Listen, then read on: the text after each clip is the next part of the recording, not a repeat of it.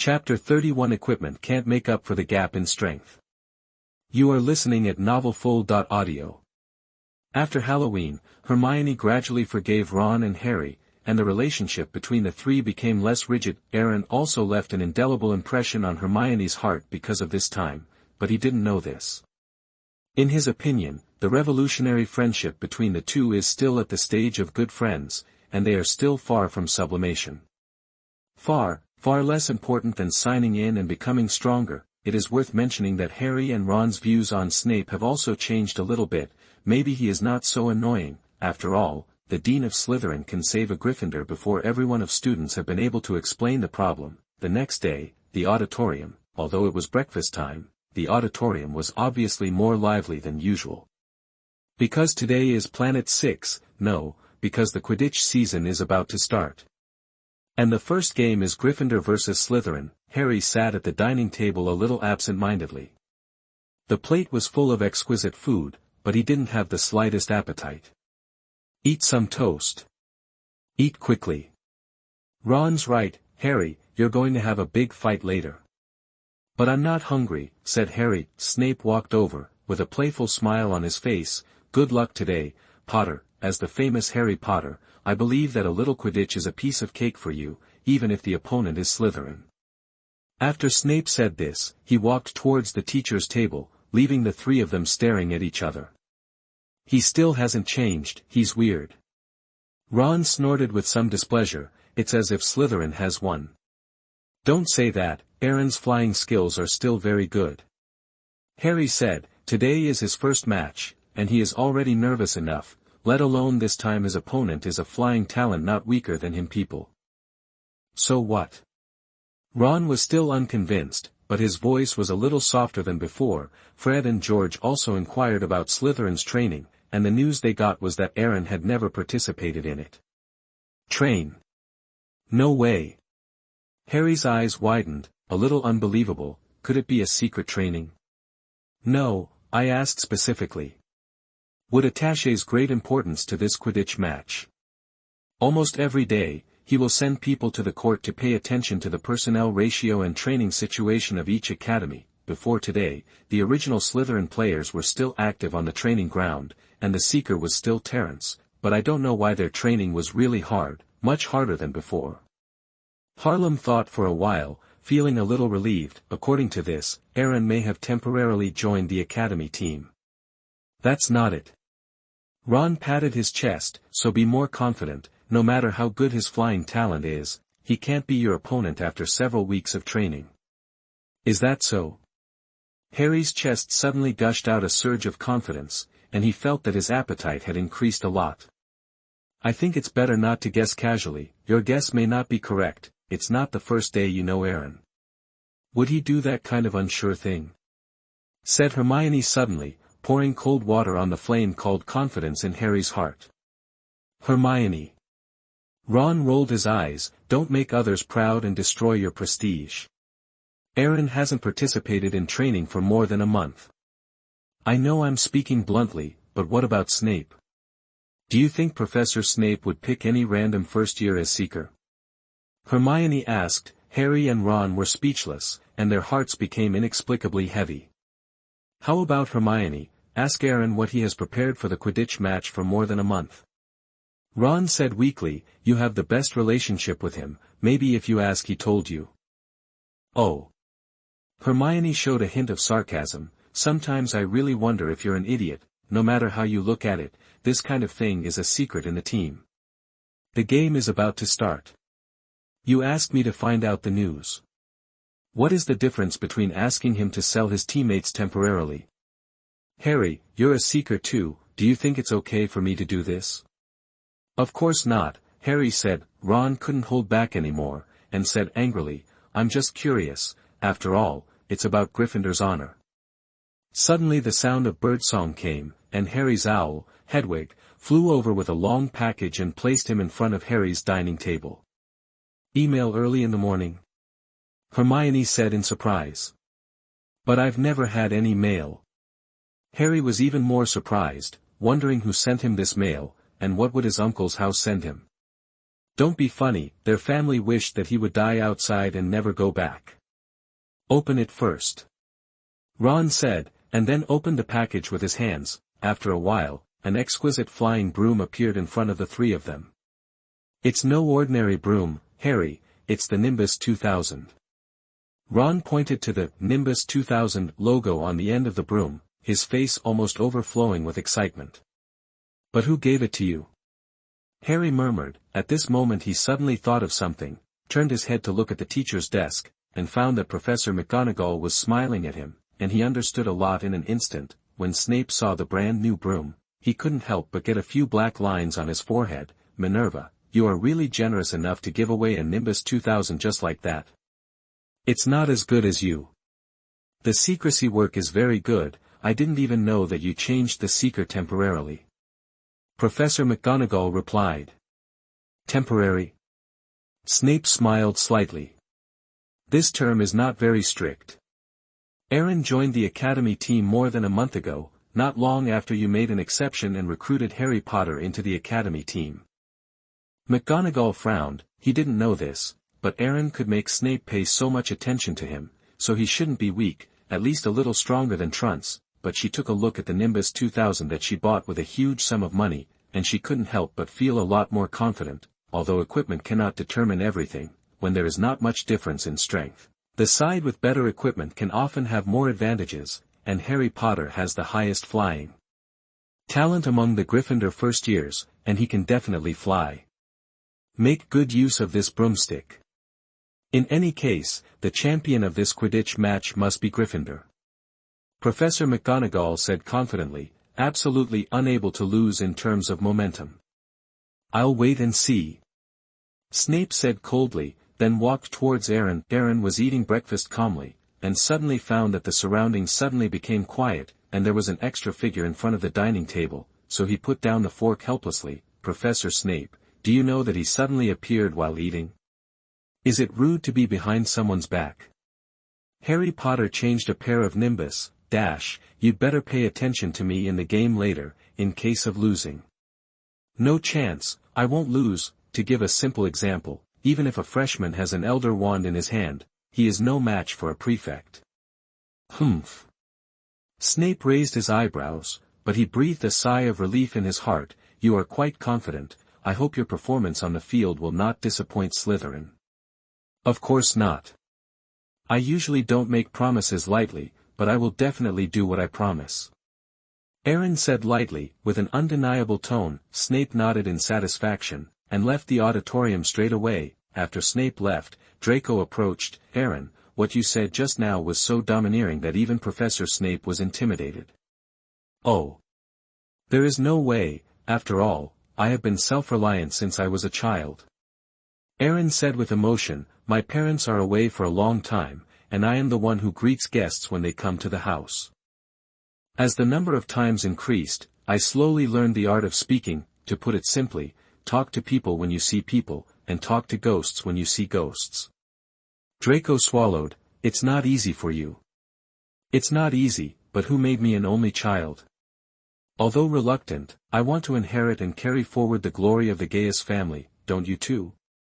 Malfoy lowered his head silently. While feeling ashamed of himself, he was also thankful that he had a good birth and was the heir of the Malfoy family. The pure blood of pure blood, the unbroken pure blood inheritance for thousands of years is an unparalleled glory. In other words, as long as they don't make any big mistakes, this glory can be passed on. But there is still a long way to go to reproduce the glory of the Malfoy family. His great-grandfather passed the task on to his grandfather, who passed it on to his father, and now his father seems to want to pass it on to him. Thinking of this, Draco suddenly shuddered. No, this curse must end in his generation. What's the matter with you? Are you not sick? No, I just suddenly figured out something. Draco said. It's fine if you don't have one. Do me a little favor. I'll play in a while, and Abe will ask you to take care of me. Aaron said and carried Abe out from under the table. This. Draco looked at Abe, who was too cute to die, and nodded in a daze. Chapter 32 Slytherin vs. Gryffindor. You are listening at novelfull.audio. 11 o'clock, Quidditch pitch. Quidditch is the most popular entertainment in the wizarding world, bar none. The teachers and students of the school almost surrounded the entire stadium. The principal, the dean of the college, professors and various staff sat above the stands, while most of the lower grade students sat below the stands. The giant Hagrid probably liked the lively atmosphere, so he also stayed in the stands below. He even brought a pair of binoculars. In the Slytherin locker room, Aaron put on a green team uniform with some disgust. Don't we have team uniforms of other colors? No. Terence said, red, green, yellow, and blue represent the 4 colleges respectively, and the green team uniform is exclusive to Slytherin. This is a tradition that has not changed for thousands of years. That's really a pity. To be honest, I don't like this color. You have to wear it if you don't like it. Captain Marcus came over and said, and then he looked at the other players, I won't say much else. This time we may suffer a little loss compared to the past, but during this period of time we have also experienced quite rigorous training, coupled with the most powerful seeker in the history of the Academy, Aaron Gaius. I really don't understand why we lost. Slytherin must win, and this year's trophy will also belong to Slytherin. Several people in the team also looked at each other and smiled, as if they had seen the scene where Slytherin crushed Gryffindor. Ahem. It's not that I'm spoiling the scenery, but if you want to win well, you still have to pay attention to the enemy.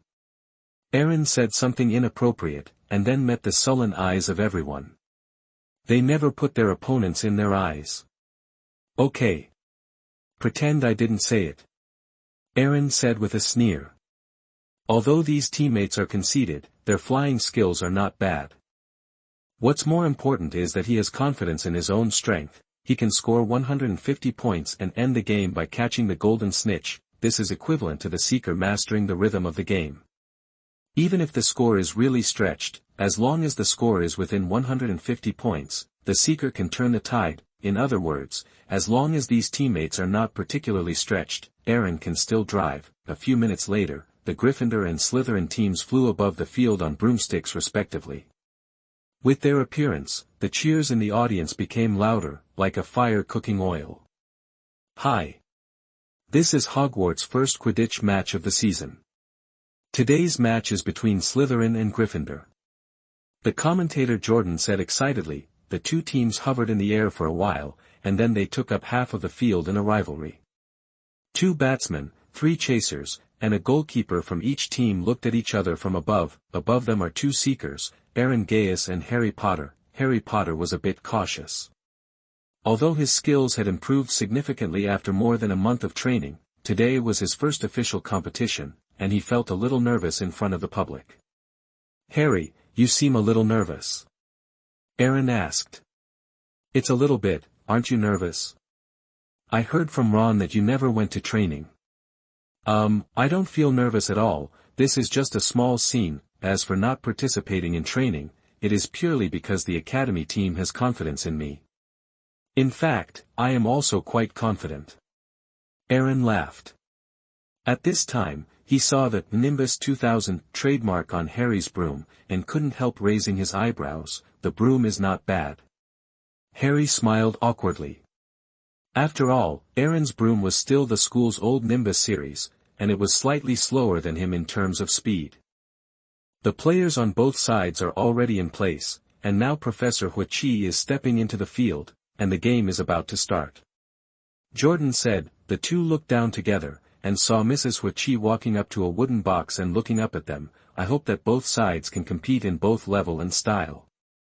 As she spoke, she kicked the wooden box. The bludger flew out of the box, followed by the snitch. The snitch flew defiantly around the 2 seekers, Aaron and Harry. Professor Huichi picked up the quaffle in the box and threw it upwards, and the game officially started. All the players of the 2 teams, except the seeker, rushed to the quaffle immediately.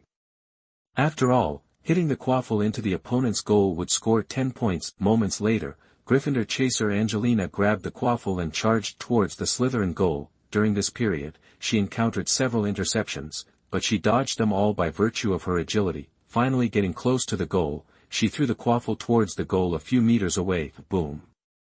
Just when everyone thought Gryffindor was about to score, the quaffle was blocked by goalkeeper Blake. The quaffle was in the hands of Slytherin, and the offense and defense were switched instantly. Angelina sped toward Blake, but he just smiled at the Gryffindor girl before passing the quaffle to Captain Marcus behind him. As the captain, Marcus's flying skills are still very good. Starting from his own goal, avoiding the pursuit and interception of the Gryffindor team, as well as the sudden attack of two bludgers, he crossed half of the pitch and rushed to Gryffindor's goal position. He threw it hard, and the quaffle flew towards the goal, but the keeper would appear just in time, hit the ball back with a broom, and the quaffle landed in Gryffindor again.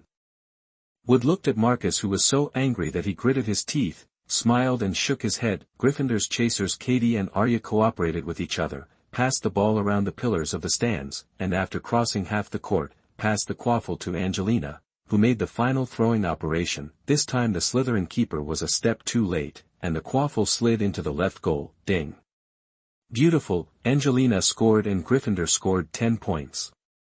The commentator Jordan said excitedly, and then pressed the scorer, and the score of the two colleges changed from 0-0 to 10-0. Professor McGonagall next to Jordan applauded excitedly, and Gryffindor in the venue also cheered earth-shatteringly, and Slytherin's momentum weakened instantly. The quaffle fell into the hands of the former seeker Terence, who quickly adjusted his state and flew towards the Gryffindor goal. Behind him was Montague with a batting bat to escort him, blocking the Gryffindor goal. Attack with the ball, Terence skirted spin net, Katie, the Weasleys, and a bludger, and finally reached the Gryffindor goal. No surprises, the quaffle was stopped by Wood, and he passed it to the flying Angelina. At this moment Marcus flew up to Montague, snatched the bat from his hand, and wanted to hit the bludger to Wood, but as soon as he lifted the bat, Terence grabbed his arm. Don't forget what we promised. The dean is still sitting there. You don't want him to come back and talk to us, do you? Marcus froze for a moment, glared angrily at Wood, who was somewhat confused, threw the bat to Montague, and then turned around and left. Play continues with the bludgers scurrying around the field as the batsmen each hit their opponent's player. The quaffle was snatched back and forth, and after a few minutes of warm-up exercises, the atmosphere on the scene became even more enthusiastic. Offensive and defensive exchanges continued, and the hardest player became the goalkeeper. Wood and Bletch stuck to their posts and tried their best not to allow the other side to score a goal. The score remained at 10-0 and remained unchanged. At this time, the two seekers who had been parked in the sky became the focus of attention of the audience. Aaron has been searching for the snitch with both eyes since the beginning of the game. He didn't pay much attention to the game situation, and only when the bludger flew towards him, he would make a simple dodge action. Harry, however, devoted most of his energy to appreciating the game and pumping his fists to applaud his academy's excellent performance. This didn't mean that he forgot his identity as a seeker, it was simply his first time playing, and he was a little too excited. The commentator Jordan also introduced the information of the two seekers. The two seekers are first-year freshmen, and one is the famous Harry Potter, who was recognized by Professor McGonagall.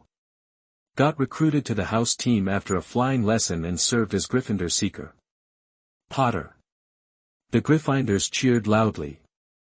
The other is Aaron Gaius. He showed talent far beyond his peers at Hogwarts. He was discovered by Professor Snape. Jordan's voice stopped abruptly. Originally, he wanted to talk about the glorious deeds that Aaron gave the Sorting Hat a bath when he entered school, but at this moment Aaron suddenly chased after a golden streamer. Is that a snitch? Wow! Aaron found the golden snitch. Jordan shouted excitedly. Harry also reacted, and immediately chased after him on a broom. At this time, the Nimbus 2000 also displayed its due speed, and gradually narrowed the distance with Aaron. Chapter 33 The Glorious Victory Belonging to the Snake Court. You are listening at novelfull.audio.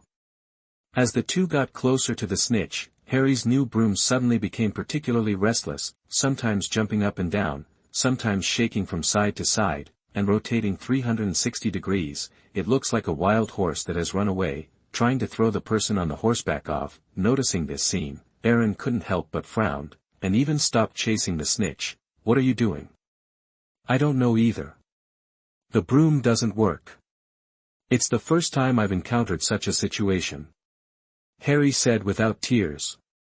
This is no longer a question of whether he will lose the game, but whether he can keep it. A matter of life. It can't be. Aaron looked weird. This is the Nimbus 2000, and it is generally impossible for this to happen. Besides, Harry was now considered a professional seeker, and it was impossible for him to make such mistakes that only beginners would make. Not only Aaron discovered the problem, but many people in the auditorium also found the problem, pointing at Harry Potter, who was constantly swinging on the broomstick in the sky. How did Harry's broom become like this? Hagrid said in astonishment. Hermione looked at Harry through the large binoculars, and when her eyes followed him, she accidentally caught a glimpse of a person in the stands who was concentrating on chanting some spell. This made her feel a little weird, so she adjusted the binoculars and found that the man was Snape, and his eyes were fixed on Harry Potter without blinking. It's Snape, he's chanting a spell. Hermione said in surprise, although she didn't want to believe that Snape, who saved her life, would do such a thing, but she refused to admit it in front of the facts. He's chanting a spell. Ron also looked at Snape's position and found that it was indeed the case. Then what should we do? Look at mine. Hermione shoved the binoculars into Ron's hand and left the auditorium, quickly running towards the stand where Snape was. Harry's broom shook even more violently and crazily. Before, it was only turning sideways, but now it was turning vertically. After 2 rounds of flipping, Harry was almost thrown off. He could only hold on to the broom handle with one hand and hang in mid-air with difficulty, but anyone with a discerning eye could see that he couldn't hold on for long. The Nimbus 2000 was still swaying left and right, and Harry grabbed his other hand, not daring to let go of it. The Seeker's situation naturally affected Gryffindor's morale.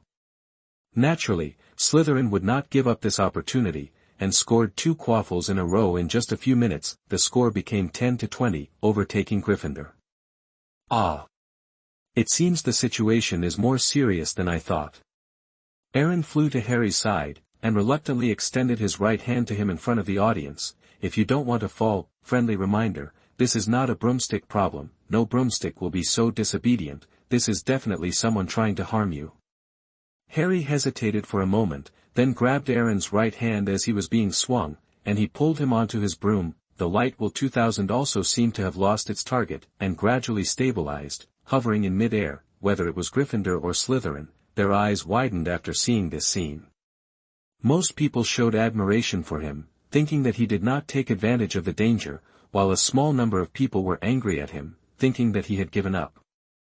A great chance for a decisive victory. Aaron didn't know what they were thinking, and even if he knew, he wouldn't care. After dragging Harry onto the broom, he began to fly around the field quickly, not daring to delay for a moment, for fear that he would step on Harry Potter. Special footsteps. Thank you. Harry saw that his broom had quieted down again, and knew that Aaron was right, so he expressed his thanks in embarrassment. You could have won. Harry said with some confusion. Aaron spotted the snitch before him. Even if there was no accident with his broom, there is still a great possibility that Aaron could snatch the snitch before him. I have my own principles. I can lose openly, but I can't win without knowing it. Aaron said lightly, the condition for me to join the academy team is that when I participate in the competition, the whole team will not allow any fouls. Operate, but if I took the opportunity just now to catch the snitch, then I would be the one who fouled. On the other side, Hermione had already passed through the crowd and ran quickly all the way to the platform where Snape was. She was just about to pull out her wand to stop Snape from casting a spell when she was surprised to find that Harry ran onto Aaron's broom. How could this be? Hermione murmured softly. With her clever little head, she quickly figured out what happened. Looking at Aaron flying in the sky, the corners of her mouth couldn't help but rise slightly. What are you doing here? Snape looked at Hermione Granger, who appeared behind him at some point, with a gloomy face that was about to drip. Ah! Hermione was startled, and then regained consciousness in an instant, forcing herself to calm down. I think I can see it more clearly here. Really? Is it necessary to draw your wand? Miss Granger, I think you think Gryffindor has too many points and you want me to deduct more. No. Hermione put away her wand in a panic, and said falteringly, yes, yes. I asked him to come. Professor Flitwick hastily smoothed things over. Miss Granger has a few spells she can't figure out, and I asked her to come to me after the Quidditch match. maybe she just couldn't wait. You also know that Hermione has always been a little wizard hungry for knowledge. Hermione froze for a moment, then nodded repeatedly. Snape took a deep look at Hermione, then turned his gaze to Flitwick, snorted softly, and turned his head away. Professor Flitwick breathed a sigh of relief, and pulled Hermione beside him, as far away from Snape as possible. What do you want me to say about you? A lot of Gryffindors don't like Professor Snape, but there aren't any Gryffindors who want to play tricks with a wand like you, Hermione. You are still a first-year freshman, and you are still 7 years away from graduation. Are you sure you want to offend a potions teacher who will teach you 7 years in the first year? Stop talking, kid, promise me that you won't do such impulsive things again, okay? Hermione was a little aggrieved, and wanted to tell Professor Flitwick about seeing Snape chanting a spell just now, but there was no evidence, so she could only nod helplessly. Alright, let's watch the game. Aaron is better than I thought. This kind of excellence is not in talent, but in character. Of course, his talent is also very good. Flitwick laughed. Hermione also came back to her senses and turned her attention to the arena. Aaron flew around the field, thinking that the person who assassinated Harry just now should not dare to cast another spell under the noses of so many people, so he simply sent Harry back to his Nimbus 2000. The game continues, and I will not show mercy, Aaron said. Harry also nodded, clutching the broom tightly with both hands, quickly adjusted his state, looking for the golden streamer in the court. This time he was very focused, but it was still Aaron who spotted the snitch first and chased after him. Harry followed, and soon collided with Aaron. In the process of chasing the golden snitch, the two kept hitting each other with their arms, trying to make each other flustered, but neither could do anything about it. The golden snitch began to rush towards the lawn on the ground, and the two also began to dive down. The speed of the Nimbus 2000 was a little faster, but Harry didn't dare to move forward at full speed even when his head hit the ground, so he always kept the same speed as Aaron. Finally, when he could clearly see the grass on the ground, Harry didn't dare to dive any further. He lifted his broom abruptly, and came to a sudden stop, but Aaron was still flying downwards. Just as he was about to hit the ground, he stretched out his right hand and quickly slid his fingers across the grass, leaving 3 shallow ravines on the lawn. Then he raised his right hand, pulled out a little dirt, and caught the golden snitch flying above the lawn. Aaron Gaius caught the snitch and he scored 150 points and it was over, Lee Jordan commented. Gryffindor and Slytherin were 10 to 170. Professor Hooch blew her whistle and announced loudly, Slytherin wins. Slytherin's cheers instantly covered the entire stadium, and the professors in the stands also applauded for this wonderful game, but Professor McGonagall was a little more depressed than the others. I thought that if Harry Potter, a talented seeker, was brought out this time, Gryffindor would be able to feel proud and sweep away the previous decline, but I didn't expect that Slytherin also had Aaron Gaius. Killer feature, but she couldn't find anything wrong with it. Before, she could say that the opponent was invincible and often fouled, but this time she really couldn't comfort herself. Chapter 34. You are listening at novelfull.audio. On the court, Aaron held the golden snitch and enjoyed the joy of victory with the rest of the academy team. Harry lowered his head with some guilt, not daring to look at Wood who had high hopes for him. Sorry, if I could just try harder.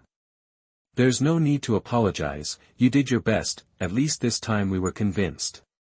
Wood comforted, although he is also very regretful, but as a qualified captain, he knows how to reduce the pressure on the players. That's right. The Weasley twins were also quite surprised. This match is abnormal. Another twin brother emphasized, it's very abnormal. Slytherin didn't have any illegal operations, it can be regarded as a level of play. I know this. It seems to be the condition for Aaron to join the academy team. Slytherin is not allowed to violate the rules during the game. Harry raised his hand and said, this was the only valuable information he got. Wood raised his eyebrows. It seems that he really loves Quidditch, and it's amazing that he can suppress 6 rebellious players, but that's right, Slytherin respected the strong, and if Aaron was mediocre, Marcus would never agree to this condition. It's more than that. Angelina said, I don't know if you have discovered it, but I have discovered it anyway. Find what? Harry asked. Aaron's finger. Angelina pointed to Aaron not far away. his finger is still bleeding.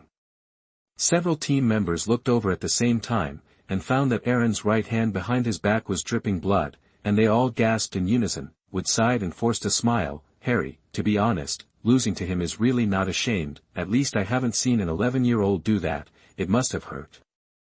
Harry nodded silently.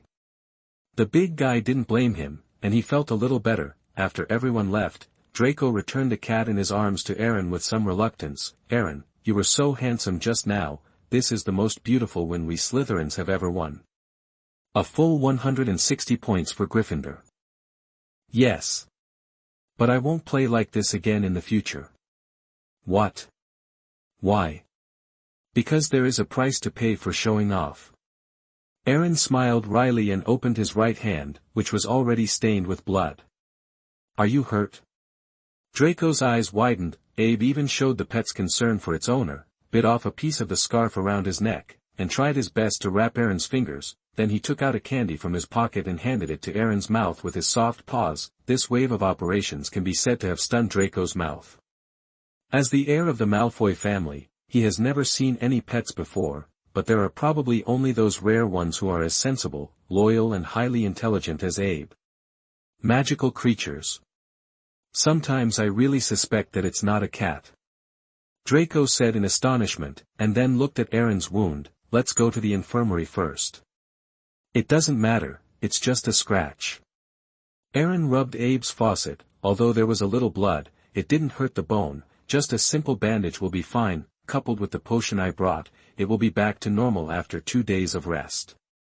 On the other side, Harry, Ron, Hermione and Hagrid walked together. Hermione explained to Harry and Hagrid about Snape's spells on the field, while Ron testified. Nonsense, why did Snape curse Harry's broom? Hagrid expressed disbelief. Would a professor harm his students on the field? Obviously, no. Who knows, but my broom is out of control. Aaron also said that someone was killing me, and now it seems that that person is very likely to be Snape. He has been very hostile to me since the first day of school, and he must have a dark secret. Ha! Hagrid laughed loudly. Harry, everyone has their own dark secrets, and so do I. I also keep a lot of pets at school. Pet? Ron paused. I suddenly remembered the 3-headed dog we 3 saw in the room on the right corridor on the 4th floor of the school. Have you seen Momo?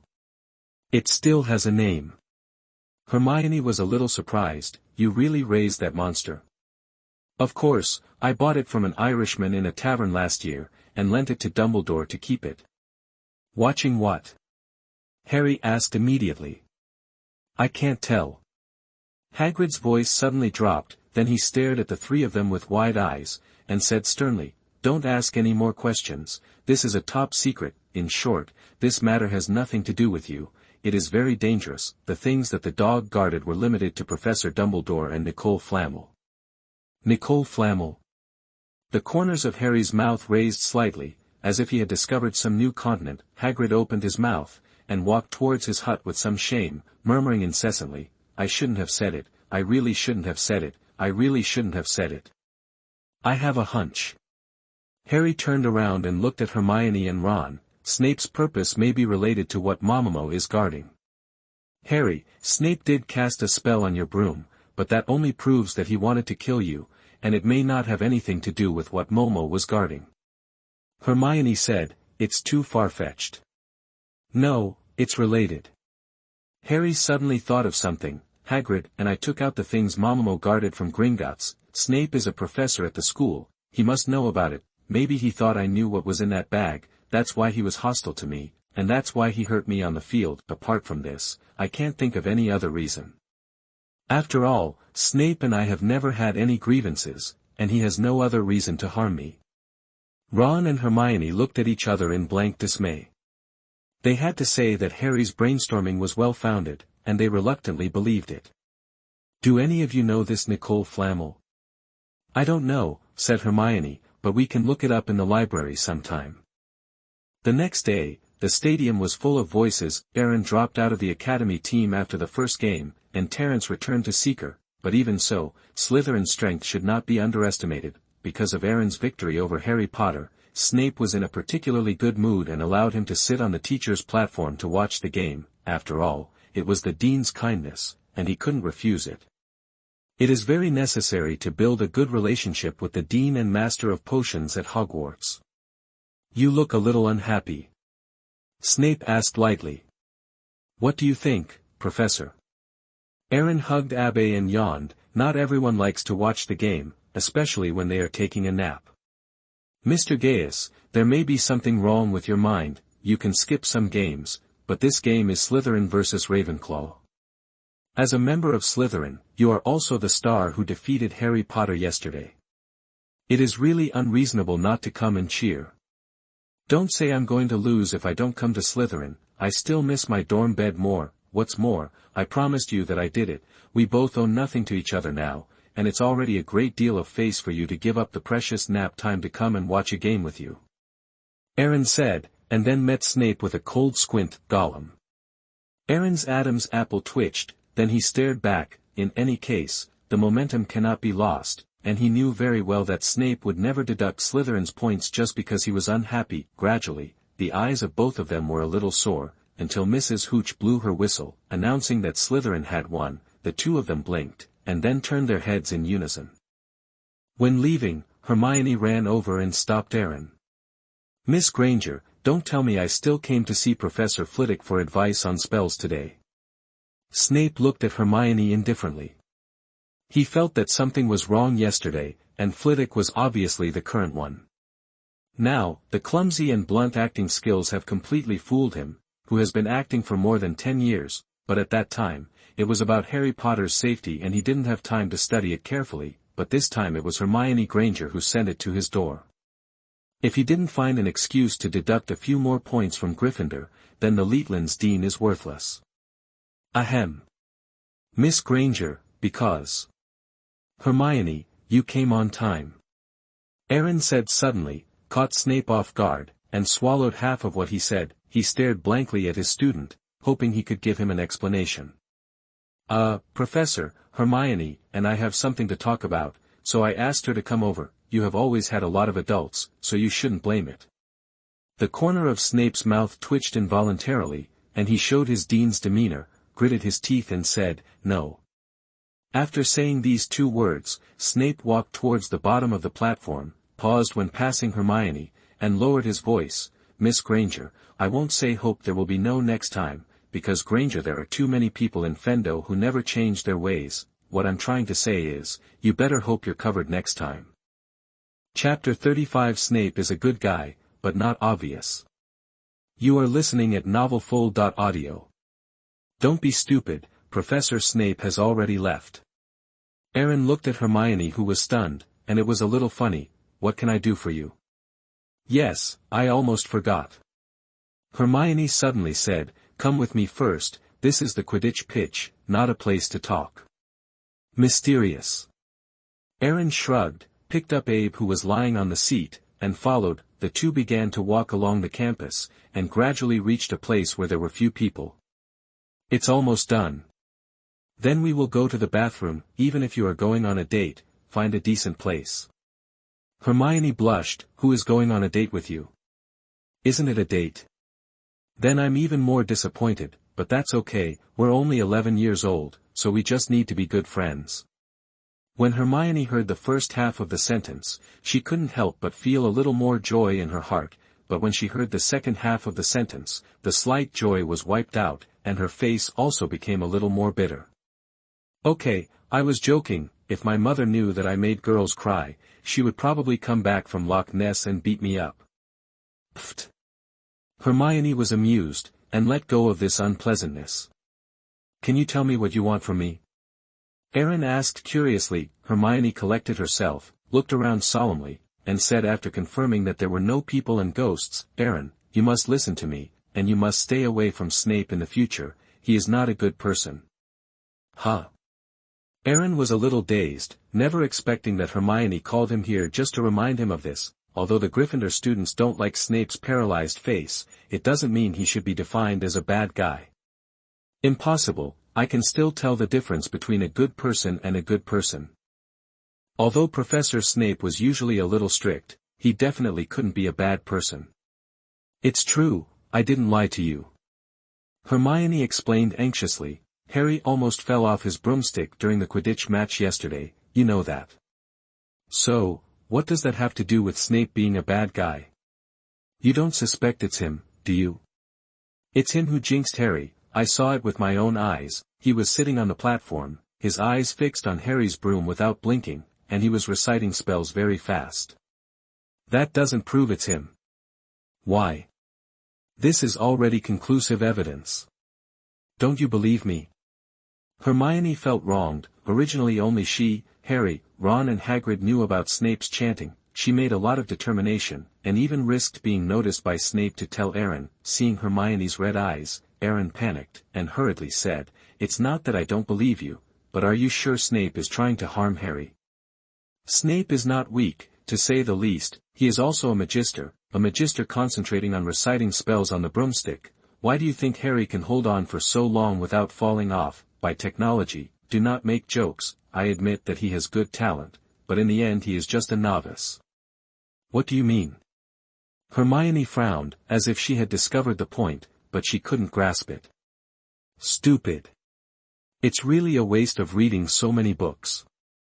Lingus shook his head speechlessly. Since you have read the relevant content, you should know that this evil curse can also be counteracted by the opposite spell. The method is also similar. Keep your eyes on the target of the spell, and concentrate on it. That is to say, there were at least two people who were chanting the mantra at that time. One was chanting the evil mantra, and the other was chanting the reverse mantra. If Snape had recited the reverse spell, it would not be harming Harry, but saving him. You don't know the specific situation, so it's too arbitrary to blame Professor Snape like this? Or did you hear Snape chanting a jinx? But at that time, I only saw Snape chanting spells, and the other people's mouths didn't move so fast. Boom! Aaron flicked Hermione's head lightly. Whoever told you that you must say a curse with your mouth? Some high-level wizards only need to look at the object of the curse, and then cooperate with some props and secret methods. The same effect can be achieved under normal circumstances. To give a simple example, before you came to Hogwarts, you should have released magic without using any spells. Hermione froze for a moment, thinking that the water in the wizarding world is so deep that no one is so particular about it. But this can only reduce half of Snape's suspicion, and the other half may be that he is casting a curse. Hermione said stubbornly. Impossible, absolutely impossible. Aaron said word by word, at Hogwarts, everyone, you, me, and even Dumbledore could harm Harry Potter, but only Harry Potter won't. He's. But what? Hermione looked at Aaron. The curiosity in her eyes seemed to overflow. It's nothing. No, you must know. I really don't know. Aaron said very seriously. He didn't know that Snape was killed. Really? Hermione suddenly showed a meaningful smile. Aaron, if I go to Professor Snape now and say that Aaron told me everything, what do you think he will think? Aaron was taken aback for a moment, then clapped his hands. Oh. Good idea, very smart. If I don't know, maybe you will succeed. The smile on Hermione's face froze instantly. Snape Severus was the dean of Slytherin House. Aaron, Slytherin and Snape's favorite student, could easily see him, but he was Greg Landfinder, let alone see you. I'm afraid you can't even get in the door. Now the two are standing on the same starting line, but the finish line is obviously much closer to Aaron. Her little trick may be broken before it is implemented. Understood? Aaron smiled triumphantly. I can tell you responsibly that Snape would never harm Harry Potter. Please Hermione, get out of the way now. I have to go back and catch up on sleep. No, you can't go. Hermione grabbed Aaron's arm. I must know why. If you don't tell me, I'll cry for you. Aaron sighed helplessly, and lifted Abe in front of him. Do you know what species this is? Cat, what's the matter? Aaron nodded. Then you must have heard of Curiosity Killed the Cat. As soon as he finished speaking, Abe kept turning over in Aaron's arms. It was a dragon with noble blood, and such a lowly curse was an insult to it. Snapped. Aaron patted it on the back. Don't worry, I'll add a chicken leg to your dinner. In front of delicious food, Abe stabilized instantly. Isn't it a curse? It is a holy dragon, and the last thing it fears is a curse, let alone such an invincible curse. Hermione pondered for a moment, but I still want to know. I really can't tell you. This matter is probably related to Professor Snape's self-esteem, and the more he knows, the greater the risk he takes. I'm not afraid of risks. What Gryffindor lacks most is the spirit of adventure. But I'm afraid. Aaron said with a wry smile, if you accidentally make a mistake, I will be the one who will be unlucky. Okay. Hermione regretted, since you didn't tell me, then I can only look it up myself. As soon as Aaron breathed a sigh of relief, he was shocked by the second half of her words, and immediately said, you stand there for me.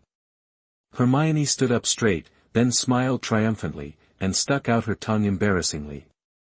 I'm really scared of you, I can tell you, but you promise me you can't tell anyone, especially Harry Potter. I promise. Hermione raised her right hand and solemnly said, I swear I won't tell if I'm killed. Hee. Swearing is the least binding thing in the world of wizards, but I'm still willing to trust you this time, as long as you don't take my trust seriously, Aaron said, and then his face became more serious. Do you remember that Professor Snape asked me in the first potions class? What's the problem with Harry? Remember, what do you get when you add daffodil root powder to a wormwood infusion? Yes, this is it. Have you ever wondered why he asked this question? Narcissus and wormwood, in the language of flowers, the meaning of these two plants can be understood as my regrets follow to your grave, as well as the meanings of absence and bitter sadness. Snape apologized in this way when he and Harry met for the first time. He felt extremely guilty towards Harry, and it was absolutely impossible for him to harm him. You mean, I'll buy it? Hermione opened her mouth wide in shock. The impact of this secret on her was too great, and she couldn't accept it. Wait, that's not right. Why is Professor Snape always making things difficult for Harry? Who knows? It may be out of anger. After all, Harry's grades are completely unworthy of his fame and talent. As long as he was good enough, Snape naturally had no reason to embarrass him, did he? Hermione nodded blankly. It seems to be true. Since Harry played with Ron, he didn't pay much attention to his studies. Both of them copied my homework. The corner of Aaron's mouth twitched. He didn't expect these two to learn well when they were 11 years old, but it doesn't matter, let alone copying homework. Even handing in blank papers has nothing to do with him. Chapter 36. You are listening at novelfull.audio. After the start of the Quidditch season, Hogwarts also seemed to be ignited with passion. Both students and teachers were particularly excited. This enthusiasm did not slowly subside until more than a week after the end of the season. The students attend class as usual and complete the homework assigned by the teacher as much as possible. Everything seems to be back to the way it was when the school just started. However, Harry, Ron, and Hermione are often seen in the library these days. A combination of a top student and two low students roams in the sea of books whenever they have time, but it's not for learning, but for inquiring about Nicole Flamel's information. Harry and Ron were certain that Snape's purpose was something that the three-headed dog Momo was guarding, so it was crucial to figure out what Momo was guarding. It is obviously unrealistic to expect Dumbledore to tell them, and it may also scare the snake, so we can only focus on Nicole Flamel. Maybe we can find some clues from the mage's information. Hermione knew that it was not Snape who killed Harry, but someone else. But she promised Aaron to keep it secret, and she could not tell the matter. The reason why she followed the two of them to look up Nicole Flamel's information was because she guessed that the purpose of the person who killed Harry was also something Mau guarded. The library is very large, and there are thousands of books in it, densely packed bookshelves, and hundreds of narrow passages. Finding a name in these books can be described as looking for a needle in a haystack. Naturally, it is impossible for them to find them one by one, so they have to find the year of the monkey and the month of horses. Several people speculated that since Nicole Flamel had some relationship with Dumbledore, the strongest white wizard in the world, he was at least a great mage, so they shortened the scope of their search to the books that recorded great wizards in modern times. But they couldn't find Nicole Flamel's name in these books after searching for more than 10 days. Of course, it may also be the reason why they didn't work hard enough. After all, they are only looking for information in their spare time, and more than 10 days of spare time is only enough for them to roughly read less than 100 books, which is a drop in the bucket compared to the entire library. That night, Aaron was lying on the bed in the lounge, hugging the dragon-shaped pillow that was already asleep, and silently opened his personal panel. Host, Aaron Gaius. Magic energy, 950. Intermediate magician, your magical journey has just started. Talent, rare in 100 years, can be improved. Magic power increases by 2 points every day. Items, moon drop, can remove any negative spells. Resurrection potion, can revive any creature that died within an hour. Magic points, 888. Hogwarts sign-in, increase 10 points a day. Soon, if you work hard for half a month, you will be able to advance to the senior magician. Aaron thought a little excitedly, and nodded with satisfaction when he saw the number of magic points. Not for anything else, just for this auspicious number. What a good omen. System, open the magic mall. Okay, it has been opened for the host. After the words fell, the mall interface also appeared in front of Aaron's eyes. At 1000, at 100, at 10, at 200, at 800. Materials at 30 magic points, at 20 magic points, at Mandrake 5 magic points, at 1 magic point, at 3 magic points. Item category at magic carpet, 200 magic points, 3 meters long and 2 meters wide, at 100 magic points, with powerful magic power, can supply energy to the magic circle. At 500 magic points, at 100 magic points, after drinking it, you can hide your body within 3 hours. At collection edition quaffle, 30 magic points. It is a priceless treasure in the eyes of those who like Quidditch games. Aaron took a long breath, feeling a little helpless while excited. He looked at the magic carpet that he was thinking about, placed an order decisively, and received it in his system space. After buying such things, Aaron only has 688 magic points left, but the remaining products made him truly experience what it means to have both the fish and the bear's paw. He just ignores materials like commodities. They are all available in the market, and he won't be able to use them for the time being. But the remaining items and magic are all he wants, but with his current financial resources, he can only choose a small part. After thinking about it for a while, Aaron set his sights on the Felix elixir, gritted his teeth, and chose to buy it. He has not forgotten that there is still a big battle to be fought this semester, and what is needed to deal with a dying Dark Lord is absolute strength. But now he just doesn't have that strength, so he can only take a slant and focus on luck. As long as you are lucky, even if you are charging, those bullets will go around you, and so will the spell. Of course, the luck that can improve is definitely limited, but sometimes what is lacking is that bit of good luck. Looking at the small bottle of Felix elixir in his hand, Aaron frowned. Is this 200 milliliters? The host needs to learn to be content. A small sip will bring good luck for the next 12 hours. This small bottle is enough for the host to use several times. Aaron didn't say a word, which was regarded as acquiescing to this statement, but this could only be regarded as psychological comfort. If you bet all your treasures on luck and feel that everything will be fine, it is basically the same as courting death. After all, the opponent was the Dark Lord. Even if it was just a remnant soul, it was not something he could beat now. The first spell could be avoided by luck, but not the second one. Thinking of this, Aaron silently made a decision in his heart. At worst, he would play big at that time. For the next period of time, Owls sent packages to Aaron every day. In addition to Abe's dragon package, Jeans also sent some books and 2 mysterious small boxes one after another. What's this? Draco asked curiously, picking up a box in Aaron's package one morning. The one in your hand should be a magic ring from the Middle Ages, a 1,000-year-old antique. Wow! Draco couldn't help but sigh. But what are you doing with this thing?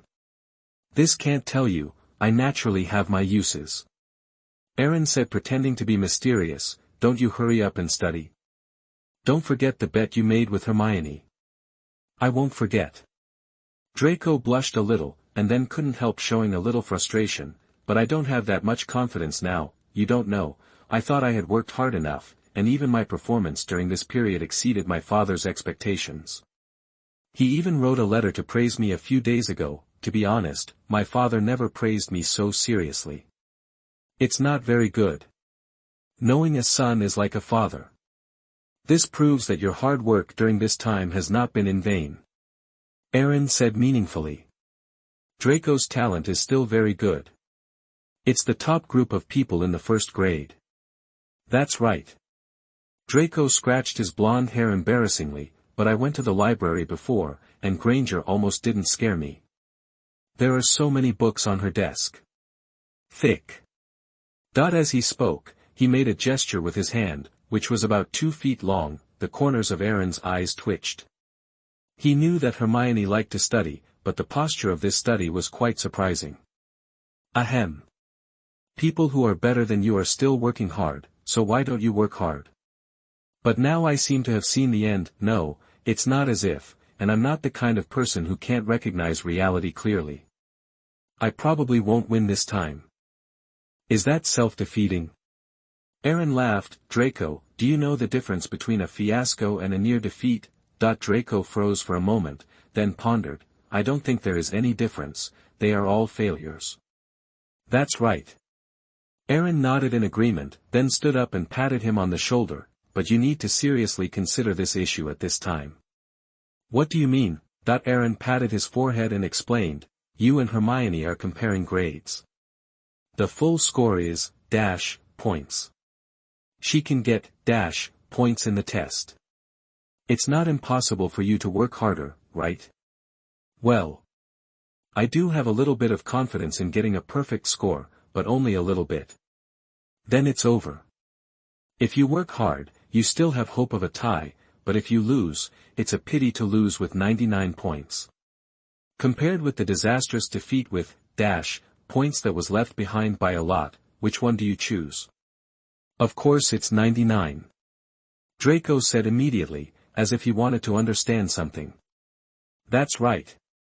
Even if you lose in this situation, it's an honor to lose, to put it bluntly, at least losing is not so ugly, and no one will gossip about you. When you see Hermione Granger in the future, you can still puff out your chest confidently, at least you won't feel guilty. I know what to do now. Draco said, and immediately pulled up Crabbe and Goyle. Get up, you two, follow me to the library to study. Chapter 37. How old is Nicole Flamel at least? You are listening at novelfull.audio. In mid-December, heavy snow fell in the sky. Hogwarts Castle stood tall in the snow and ice, and the Black Lake was also covered with a layer of solid ice. Hagrid dragged a fir tree several meters high into the campus, leaving a long dragging trail on several feet of snow. Inside the castle, laughter is everywhere. Most of the students are packing their luggage and preparing to go home for Christmas. Even the mischievous ghosts will stop to say Merry Christmas. There were 12 medium-sized Christmas trees on both sides of the auditorium. Professor Flitwick decorated the largest Christmas tree at the front of the auditorium, and Aaron helped him from below. Candles, confetti, lamps and golden star models were placed on the Christmas tree by the two with a floating spell. With the last star placed on top of the tree, the Christmas tree is extra beautifully decorated. It's done, Professor. Merry Christmas. Aaron wiped the sweat from his brow. Decorating a Christmas tree was nothing to him, but he managed almost half of the Christmas trees in the auditorium. This workload is a bit heavy. Although the levitation curse is simple, his magic power can barely reach 4 digits, but he can't stand such a waste, especially since he doesn't want to be too noticeable now. He has sealed half of his mana with a magic ring, and it's really not easy to do such a labor-intensive job with the mana of the early stage of an intermediate magician. Merry Christmas, Mr. Gaius. Professor Flitwick said with a smile. Slytheringa is 10, I promise you, but your talent is really good. Even though you are only in the 1st grade, your magic power is almost as good as that in the 4th grade. Thank you for the compliment. Aaron also showed a smile, and 1 point counts for 1 point, so that his system tasks are guaranteed. Professor, if I have nothing else to do, I will leave first. After all, I've worked hard all morning, and I'm still quite tired. Go, boy. Aaron picked up Abe, found a seat in the auditorium and sat down, flipping through a book that recorded magical creatures. Harry and Ron were playing wizard chess next to him. Harry was obviously a novice, and every move had to be thoughtful, but Ron seemed to have experienced many battles and killed with great joy. Of course, it could not be ruled out that he was abusing food. Under the control of the two chess players, the vivid magic chess pieces kept fighting on the chessboard, and the sound of ping-pong came from time to time. At this time Hermione came over, looked at the destroyed chess piece and frowned. This is too barbaric. This is the magician's chess. Ron chuckled and put away the chess pieces. Have you packed your luggage? Your things are not packed. Plans changed and my parents decided to go to Romania to see my brother Charlie, who was studying dragons there. Aaron found that Abe's ears were pricked up. Obviously he was still very curious about the news of other dragons. Good. You can help Harry now. He was going to the library to find information about Nicole Flamel. We've searched for it 100 times. Ron said with some complaints. Nicole Flamel. Aaron raised his eyebrows. I seem to have heard of this name somewhere. Aaron, have you heard of it? Harry was overjoyed.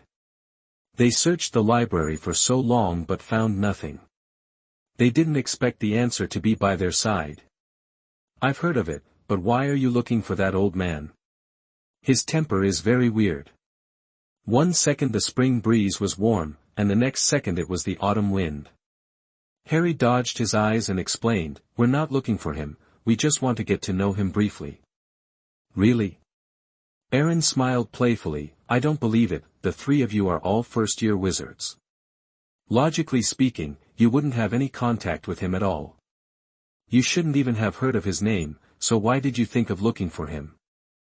What is the purpose? Harry hesitated, wondering if he should express their doubts. Harry. Ron shook his head slightly at him. At present, only the three of them know about this matter, but if Aaron, who has a close relationship with Snape, is added in the middle, the risk will be greatly increased. Seeing that the scene had reached a stalemate, Hermione interjected, tell him. Can you still trust Aaron's character? It's not that I can't believe it, it's just. I don't want to involve him. Harry said, you know, his relationship with that person. Hermione rolled her eyes speechlessly, knowing that with Harry and Ron's suspicion of Snape, it was absolutely impossible to trust Aaron, %. Aaron. Hermione said weakly and coquettishly, can you tell us about Nicole Flamel? It is very important to us. Okay. But I don't know much. The last time I saw him was when I was 4 years old, and my grandpa took him to France. France? Is there nothing else? Harry said with some astonishment, for example, what does he do? Oh, alchemist. But he is not an ordinary alchemist. My grandfather has to give him 3 points of face, and he brought a batch of precious magic materials when he went.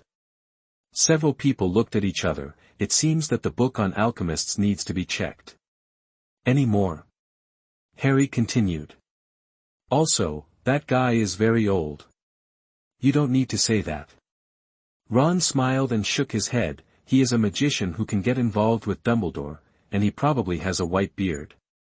Not necessarily. Dumbledore is a well-known white mage, and his social circle is wider than you think, such as the Minister of Magic, some pureblood families, the Hogwarts Board of Directors, and the Ministry of Magic of various countries, even some races that live in the dark, werewolves, giants, vampires and...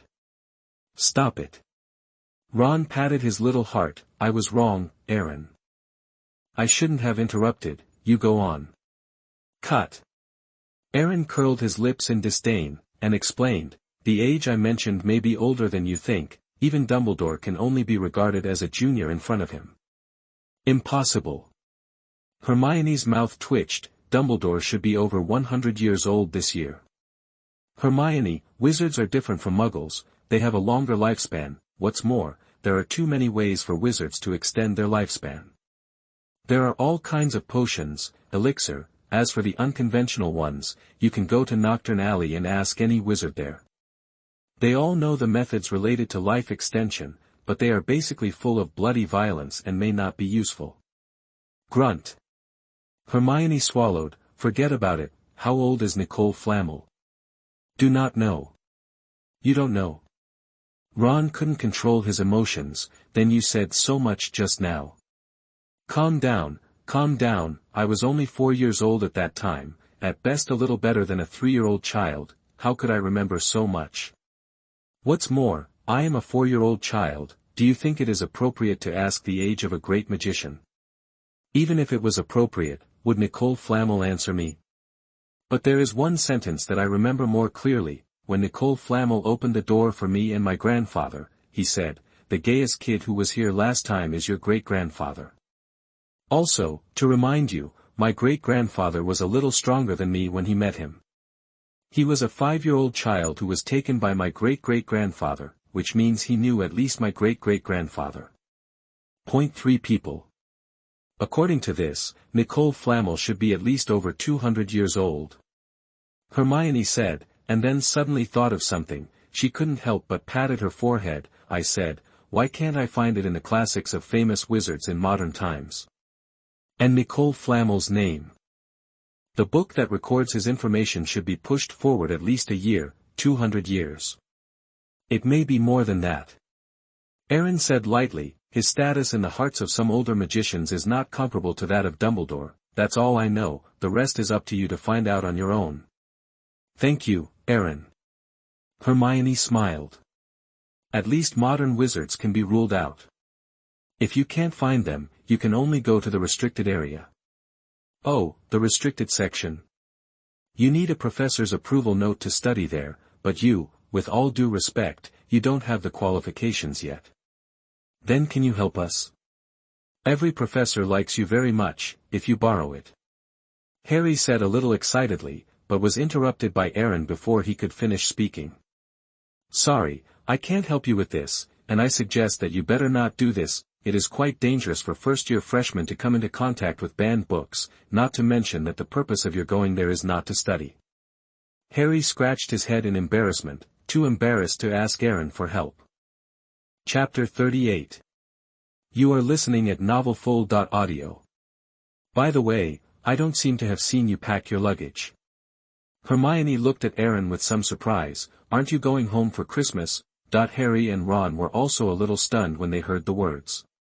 You must know that the Christmas holiday is not short. Almost, % of the people in the school will go back, and only a few professors and some students with special circumstances will choose to stay in school. Harry didn't choose to go home because his uncle's house was too dark for him, and it would be much happier to stay in school. Ron didn't go home because his parents were going to Romania to see his brother. There was no one at home, and even if they went back, there were only a few of them. Just like at school, in this case, it would be better to stay in school, at least don't have to worry about food and housing, but they never thought that Aaron would also choose to stay in school. It seems that he didn't need to do so. Are you surprised? Alan asked calmly. The three nodded in unison. I am relatively precocious, and the Gaius family generally adopts a free-range method for their heirs, and they believe that this can better cultivate a sense of independence. After I was 8 years old, my parents went out to travel, and they generally would not come back unless they were tired from playing or something important happened at home. Every year, the time I meet with my parents is less than a month, and my uncle usually takes care of my daily life. But it's Christmas. Hermione felt a little bit wrong for Aaron. Don't get me wrong. Aaron shrugged. They will come back for Christmas, but I think it's more interesting to stay in school, so I chose to stay in school. This is only part of the reason, but more importantly, the magic points obtained by signing in at Hogwarts are 10 times that at home. Before having enough power, enjoying life, family reunion, and so on are all floating clouds. That's right. Harry sneered. Otherwise? My family treats my only son very well. The day before Christmas, after lunch, Aaron took Abe out of the auditorium, and took a walk in the castle one by one. The ice and snow outside completely aroused their interest, especially Abe, who had never seen snow a few times since he was born. A few days ago, the students were busy packing their luggage, and there were still a lot of people, and it could still restrain its own nature, but today is different. Everyone should have gone back. The number of people staying in the school has decreased by more than half, and the space is relatively larger. It rushed into the snowdrift wantonly and rolled, its white body and white clothes completely blended into the snow. If you don't look carefully, you can't see there is a white dragon in the snowdrift. if Aaron hadn't warned it not to show its wings, it would probably be able to flap its wings and fly into the sky to watch the falling snow. When he came to the playground, seeing no one around, Aaron took out the expensive magic carpet from the system space, and jumped on it with Abe. The dark blue magic carpet is not as difficult to control as a broomstick. It completely obeys Aaron's orders and moves as it pleases. Moreover, the area of the magic carpet is not small, and it can accommodate 3 or 5 people. It's just the 2 of them now. Even if they lie on it and roll, maybe they will fall, sitting on the magic carpet, admiring Hogwarts in the snow, each with a lollipop in their mouths. It can be said to be extremely comfortable. However, it may also be because the flying was a little too ostentatious. Professor McGonagall, who was in the office, happened to see the 2 of them, and then his eyes lit up a little. "Aaron, Mr. Gaius, can you come here?" Professor McGonagall shouted with a smile in front of the window, like a witch who induced an 11-year-old boy to commit a crime. Aaron froze for a moment, then controlled the magic carpet and flew over. "That, Professor McGonagall, what's the matter?" Well, Aaron, your flying blanket is." Professor McGonagall glanced at the magic carpet from time to time, a little embarrassed. After all, as a professor at Hogwarts, she was actually interested in the things of the students. She felt embarrassed to say it, but she really liked such magic props. Professor McGonagall is a Quidditch fanatic himself, and when he was young, he also liked to use a broomstick to experience the feeling of speed. But now that she is getting older, not only her body does not allow her to use a broomstick, but her image also does not allow her, and the magic carpet perfectly meets her needs. It is elegant, comfortable, safe and can fly smoothly. It is no better than a broomstick. I dug it out of the warehouse at home before I came to school." Aaron explained solemnly, then frowned. "Professor, the school doesn't seem to have a rule against using magic carpets." "That's not true. It's not written in the school regulations," Professor McGonagall said, "but we still have to pay attention to the impact, understand?" "Understood. I also play it during the Christmas holidays, and I don't usually take it out when I go to school." "That's good." Professor McGonagall nodded, then looked at the magic carpet with piercing eyes. "Mr. Gaius, I wonder if I can experience this blanket of yours." Hearing this, Aaron was a little confused, and then turned to look at Abe. It shook its head solemnly, and took a step forward with one foot, showing an inexplicable sense of territory. The light in Professor McGonagall's eyes gradually dimmed. "If it doesn't work, forget it." "Okay, why not?" Aaron said immediately. "It's my honor to have the professor come up." "But it's okay, I know it too well." 2 chicken legs gave in. "It's okay to prepare a little snack." "Okay. Got it." Professor McGonagall laughed excitedly. "Wait for me for a while, I'll be right there." A few minutes later, Professor McGonagall sat down on the magic carpet in embarrassment. Before she came, she specially prepared a cushion for herself. As for Aaron, looking at Abe who was cheering and cheering with a bunch of snacks, he fell into deep thought. This dragon will not be abducted by a chicken leg someday, right? There was a professor sitting on it, and Aaron became more courageous.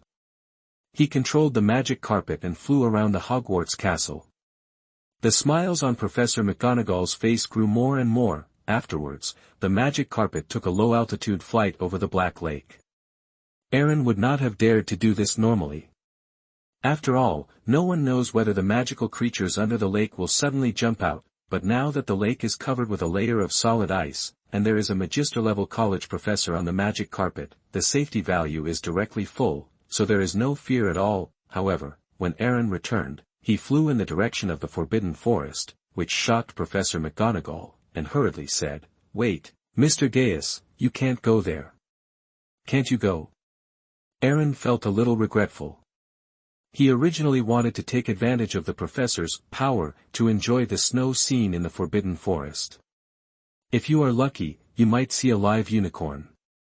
"Of course you can't go. It's best not to enter this forest without a special reason. There are many magical creatures living in the Forbidden Forest. Even Dumbledore can't say that he understands them, %. He can only reach an agreement with them to restrict them, but you have to be aware that sometimes the agreement is not worth mentioning at all. they may be severely punished, even at the cost of their lives, for attacking students in schools, but what good is that? Students have been harmed and this is irreparable. Understood, Professor.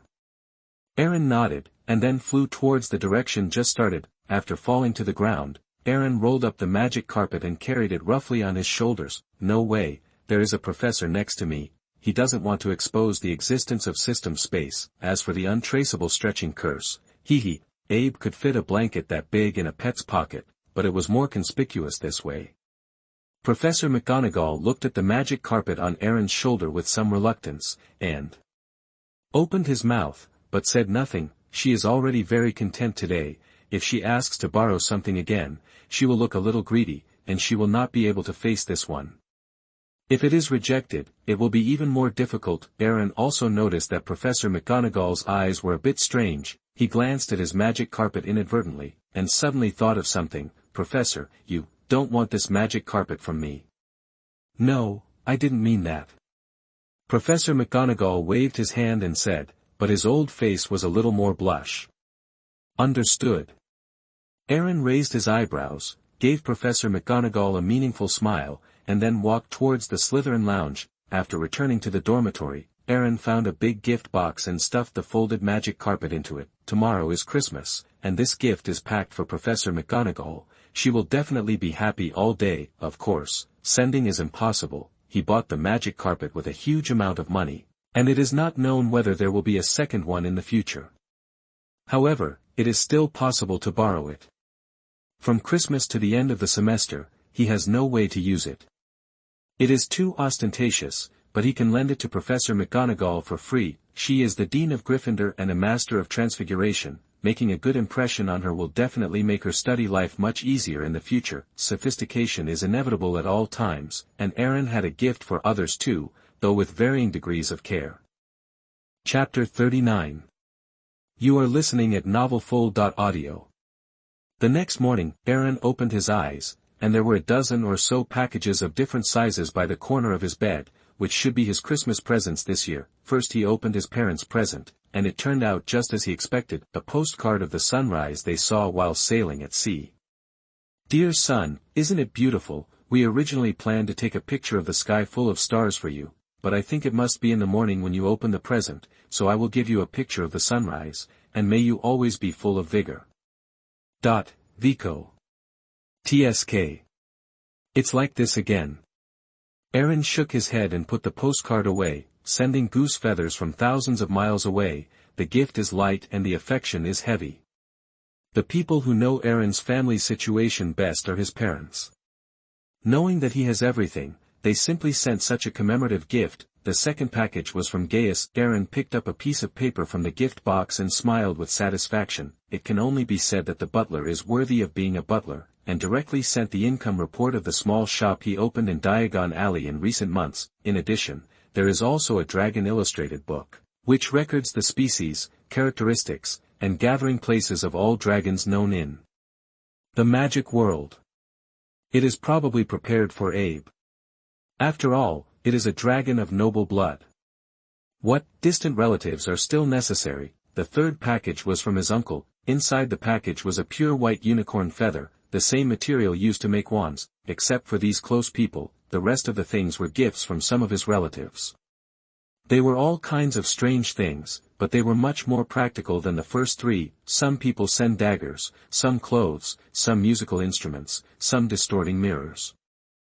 Someone also sent a big gift bag of snacks, and as soon as it was taken out, a white figure stuck his face in it. Aaron picked up Abe in disgust, then pushed the gift bag to it, and rubbed it on its faucet several times. Among them was another gift from Hermione, which was a toothbrush set, including tooth cups, toothbrushes, and toothpaste. This made Aaron a little dumbfounded.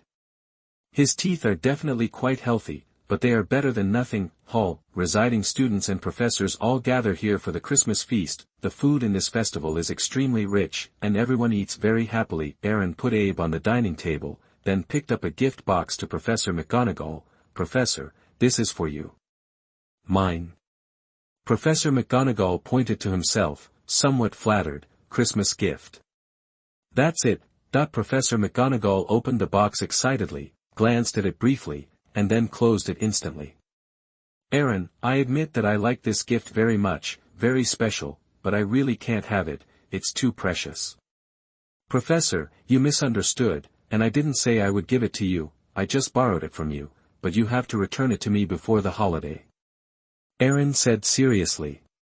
Really? Professor McGonagall was a little moved, and then quickly hugged the box into his arms. Then I will accept it. This is the best gift I have received in recent years. As long as you like it. Aaron smiled. Ahem. Snape said coldly, some people seem to have forgotten that he is a student of Slytherin.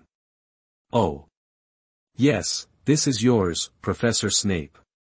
Aaron took out a bottle from his pocket. This is the bodily fluid of a magical creature, and it cost me a lot to get it. Of course it may be useful, or it may not be useful at all. Specifically, it depends on how you, the potion master, deal with it. When Aaron explained, Abe, who was feasting on a turkey at the dining table, froze for a moment, then sniffed the air with his nose. It turned its head and glanced at the teacher's bench. Its cute little face was a little weird, and then continued to cook. Snape did not avoid suspicion, directly took the bottle from Aaron, took it to his nose and sniffed it slightly, and then his face changed slightly. Aaron, what kind of magical creature is this? This material is unique, I really haven't seen it before, or maybe I saw it, but forgot it. But no matter which one it is, it can show that this kind of magical creature is particularly rare. I'm sorry I can't tell you that.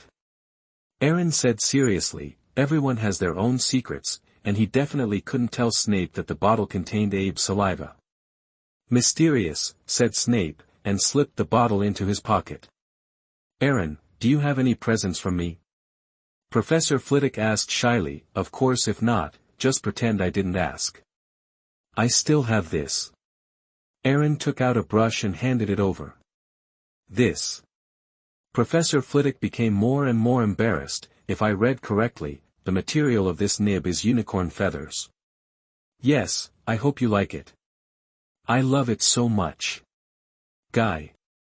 Mr. Gaius, maybe I shouldn't ask that, but, gifts, are there any, mine?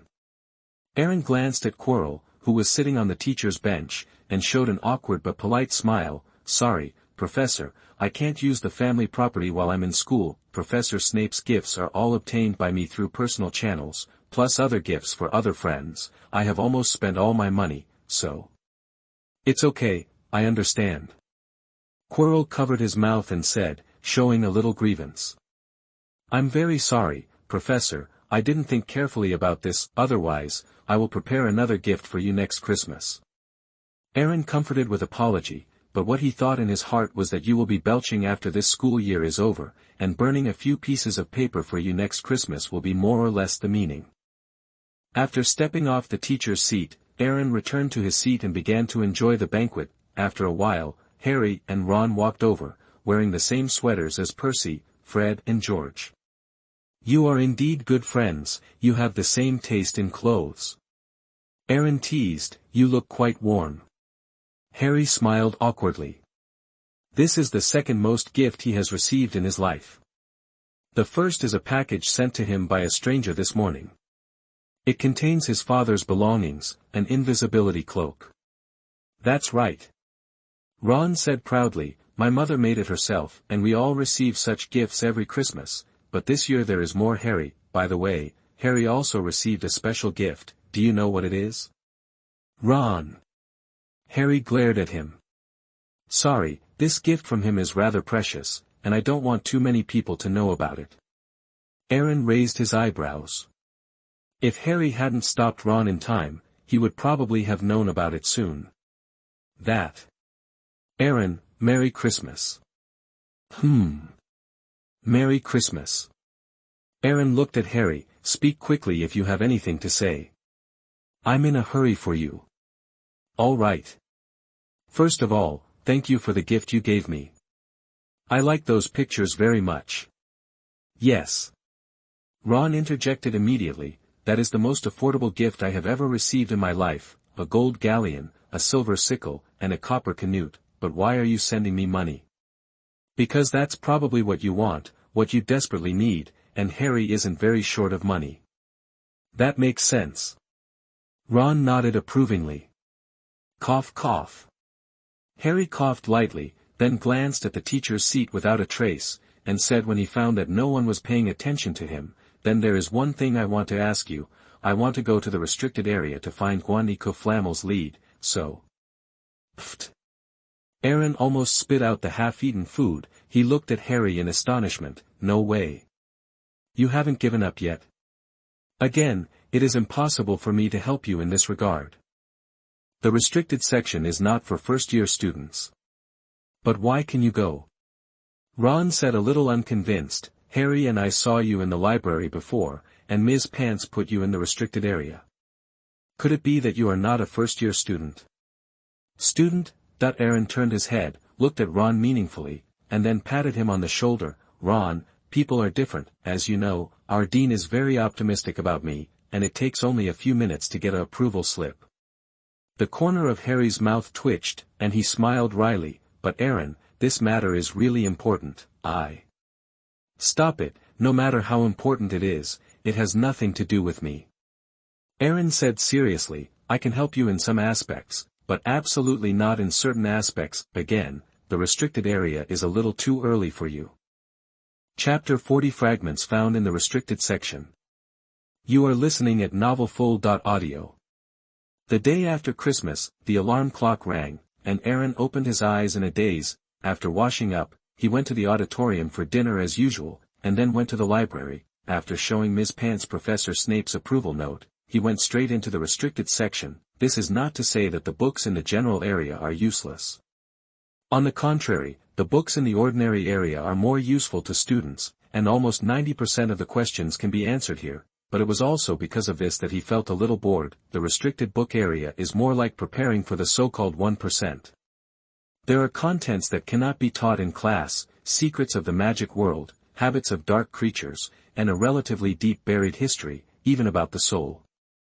All research can be found here. According to the words of later generations, one can be viewed on the internet at will, and the other can only be viewed by VIPs. VIPs must have a high gold content. Passing through rows of bookshelves, Aaron stopped in front of a grey book, which told the history of the elves, including their wars with other races, the magical treasures in the clan, and so on. Although there are only partial records, it can also broaden your horizons very well, because in the history of magic class, the professor only mentioned in a few words about the secrets of other races. If you really ask carefully, it will be embarrassing, because the professor may not even know. While Aaron was watching with relish, the angle of the sunlight coming in through the window was slowly shifting, and the reflection on the floor hurt his eyes. What? Aaron closed the book and took a closer look. There were a few shards of glass, and some off-white lamp oil still stuck to the shards. After thinking for a few seconds, Aaron's face became more playful, and then he picked up the glass shards, put the book back on the shelf, and walked out of the restricted area. "Hello, Gryffindor Prefect." Aaron stopped Percy on the corridor. "I might ask you something." "Are you, Aaron?" Percy looked at the Slytherin logo on Aaron's robe, and frowned subconsciously, not understanding what a Slytherin wanted him to do. "That's right, it's me, Aaron Gaius." "Oh. Fred and George have spoken to me of you, and they have spoken very well of you. What can I do for you?" "I have something important to say to Harry Potter, but he should be resting in the dormitory now. The fat lady wouldn't let me in if I were a Slytherin who didn't know the password. I don't want to bother Professor McGonagall because of such a trivial matter, so I can only ask you, the prefect, for help with this kind of matter." Percy pondered for 2 seconds, and said seriously, "I can help you with this, but I need to find out what you want from him. You're a Slytherin after all, and Slytherins and Gryffindors have always been at odds. Please understand that I will not take you to the common room without a good enough reason." Aaron was a little dumbfounded. "Actually, it's not as serious as you said. I don't need to go in, as long as you can call Harry out." Percy looked directly into Aaron's eyes, slightly hesitant. Who knows if this Slytherin will mislead the Gryffindor students, and if something goes wrong, he, the prefect, will bear the blame. Now that it happened, he had to find a way to manage it. "Let's go directly to the common room. Otherwise, going back and forth will be troublesome." "Isn't there a good enough reason?" Percy suddenly paused, and said solemnly, "During the holiday, you don't need to be so particular." The two arrived at the end of the corridor on the 7th floor of Hogwarts Castle one after another. The fat lady guarded the entrance to the Gryffindor common room in a painting. "Dragon Slag." Percy read the password, and the fat lady opened the door, revealing a circular entrance. "Come in. You should be the first Slytherin to visit here." That said, "I'm quite honored." As soon as they entered the gate, the warmth dispelled the chill on the two of them. There is a fire in the fireplace, the phoenix pattern on it is looming, and the lounge made of volcanic stones makes people feel warm. Percy led Aaron to a sofa. "You wait here for a moment, don't move around, I'll call Harry over right now." "Sorry to bother you."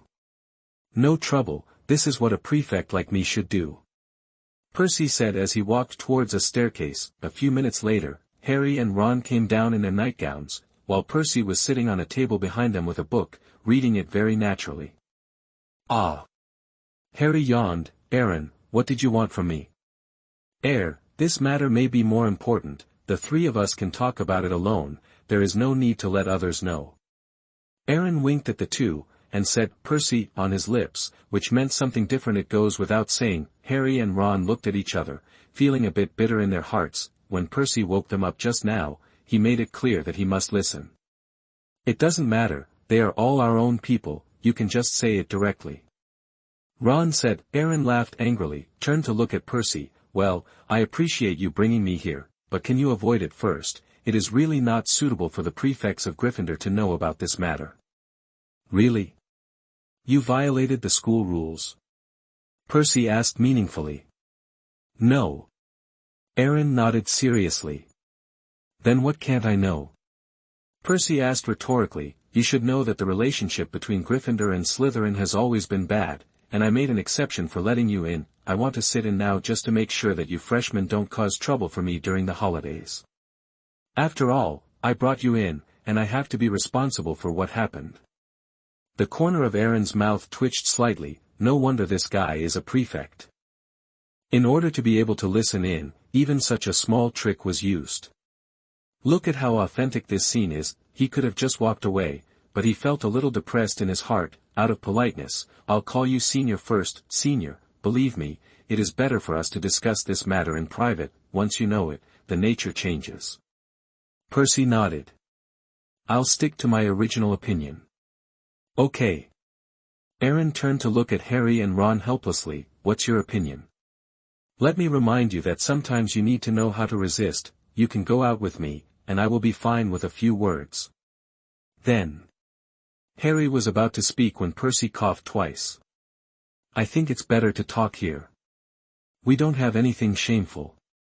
"Well said, but I hope you won't regret it later," Aaron said, then took out a piece of cloth from his pocket and put it on the table. As the cloth was opened, several shards of glass appeared in the perspective of several people. Ron and Percy didn't know why, but Harry thought of something, and his face changed slightly. "I went to the restricted section this morning." "Wait, you said the restricted area?" Percy looked at Aaron in astonishment. "Is that where you, a first-year freshman, can go?" "I have the professor's approval note, or Ms. Pants wouldn't have put me in," explained Aaron, who always felt as if Percy expected him to make mistakes. "I still feel a little out of place." "Ha! How funny, you're a Gryffindor prefect and I'm a Slytherin, it doesn't matter if you say it fits or not." Aaron joked, and then picked up one of the fragments. "While I was reading, I found these fragments in front of a certain bookshelf. I didn't have the fragments when I left the library yesterday, but I had them this morning. No one cleaned it, which means that someone slipped into the restricted area last night, and this person has not yet given a professor's approval note. And the only people I know are Harry and Ron. You two want to go to the restricted area to check information, but there has been no way. You suspect the two of them." Percy's face was a little ugly. "You can't put this pot on Gryffindor's head just because of a few shards of glass and some speculation. It's too ridiculous." "Senior, you are right, I think so too, but my pet, who has a decent sense of smell, told me the smell on these pieces resembled a friend of mine." Aaron said and put Abe on the table. It also pretended to sniff at the debris, and then pretended to glance at Harry and Ron. the look in the eyes of this cat made one of them feel chills, and the other didn't know why. You saw it too, so I came here on a whim to ask if it was the two of them. Instead of making things big, Mrs. Pance's face is not good looking. After all, it was her negligence as a librarian who let people sneak into the restricted area. The corresponding students' college should also deduct a certain amount. Score it. But now that you, the Gryffindor prefect, know, things are different, this is a violation of school rules and discipline, I don't know how you want to deal with it.